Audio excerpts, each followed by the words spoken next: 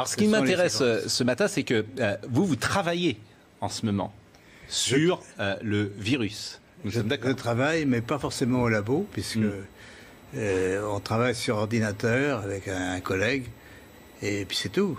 On n'a pas d'expérience, on peut dire, mais l'expérience vient de la maladie elle-même, de toutes les mesures qui sont faites actuellement dans les laboratoires sur les patients. Et vous êtes arrivé à certaines conclusions. Alors, nous sommes arrivés à la conclusion qu'effectivement, il y avait eu une manipulation au sujet de ce virus. C'est-à-dire?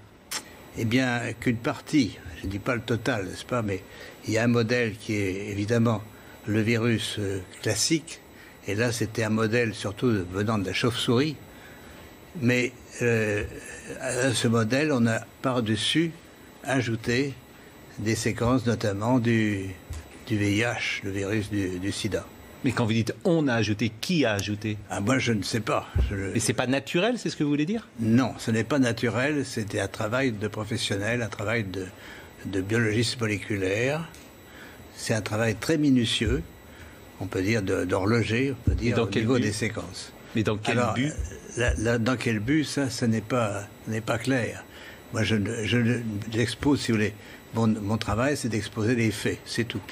Je n'accuse personne, je ne sais pas qui a fait ça et pourquoi.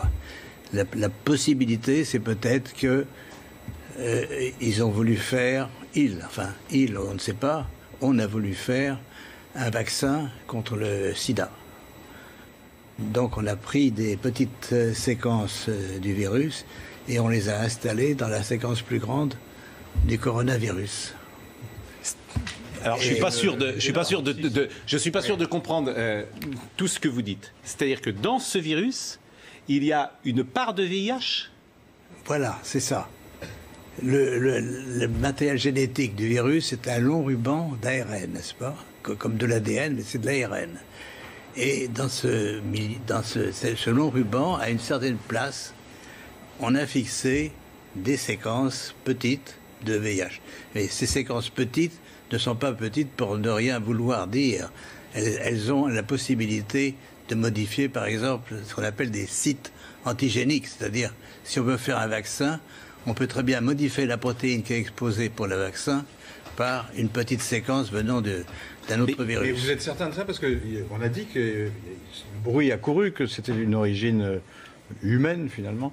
Et ça a été ensuite réfuté par la plupart des autorités scientifiques, quand même. Il y a quand même une volonté d'étouffement, si vous voulez.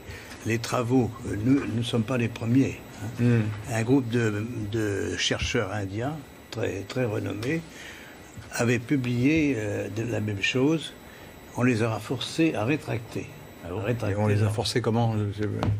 C'est-à-dire, c'est annulé. Il y a, si vous regardez leur publication, vous avez une grande bande annulée parce que... Mais ce que vous dites là, la plupart des scientifiques disent le contraire, quand même. De moins en moins. De moins en moins. Si vous voulez, ceci est arrivé au début de cette année et on voit de plus en plus de travaux qui suggèrent, mais moi je suis, on peut dire, hors d'âge. Je suis prix Nobel et je peux travailler librement. J'ai donc aucune pression sur moi qui peut agir.